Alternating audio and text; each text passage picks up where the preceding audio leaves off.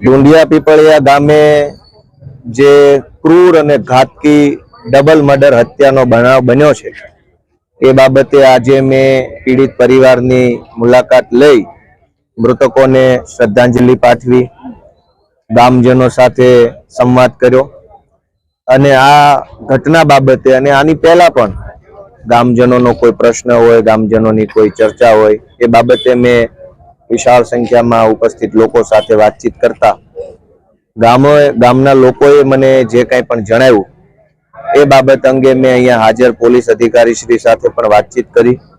શું તપાસ ચાલે છે, કેવા પ્રકારની તપાસ થઈ રહી છે, એ તપાસમાં શું દમ છે, એ બધી ચર્ચા ગામની હાજરીમાં કરી છે।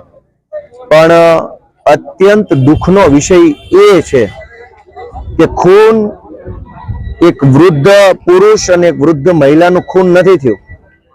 આ ખૂન આખા સરકારી તંત્રનું ખૂન છે, કાયદો અને વ્યવસ્થાનું ખૂન થઈ ગયું છે, માણસનું ખૂન નથી।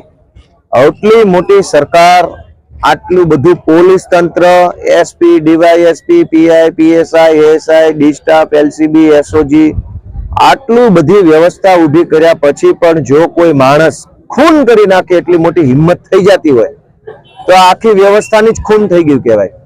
આખા પોલીસ તંત્રની હત્યા ગણાય। તો કોઈ માણસ ગુજરાતમાં એવી હિંમત કેવી રીતે કરી શકે કે બીજા માણસનું અડધી રાત્રે આવીને ખૂન કરી નાખે માત્ર ચોરી કરવા હતું? એટલે આ બહુ ગંભીર બાબત છે। કાયદો અને વ્યવસ્થા મતલબ હવે આમાં બિહારની ચર્ચા જ ક્યાં કરવાની રહી? વર્ષો પહેલા એવું કહેવાતું કે યુપી બિહારમાં આવું થાય છે, તેવું થાય છે। હવે આપણને બિહાર અહીંયા ઘર આંગણે બતાવતા હોય એવું લાગે છે। આ તો ખોટી વસ્તુ છે। આ બાબતે ગામજનોની અંદર ખૂબ જ આક્રોશ છે, લોકો ભયમાં છે કે એક ઘરે ઘટના બની છે, કાલે બીજા ઘરે બનશે। આ તો ડર ફેલાઈ ગયો।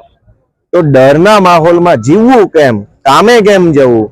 નાના બાળકો હોય, દીકરા દીકરીઓ હોય, વડીલો હોય, એ બધા લોકોમાં અંદર એક આક્રોશ અને ભય છે। પોલીસને મેં ગામ વતી એક વિનંતી કરી છે, રજૂઆત કરી છે કે ભાઈ તાત્કાલિક વહેલી તકે આનો જે કાંઈ પણ આરોપીઓ હોય એને વહેલી તકે પકડવામાં આવે અને એ આરોપીઓની પાછળ કોઈ પોલીસ અધિકારી, કોઈ નેતા કે કોઈ માથાભારે માણસો છે કે કેમ એની પણ તપાસ થવી જોઈએ। આ બાબત અંગે આજે ગામમાં ચર્ચા થઈ છે।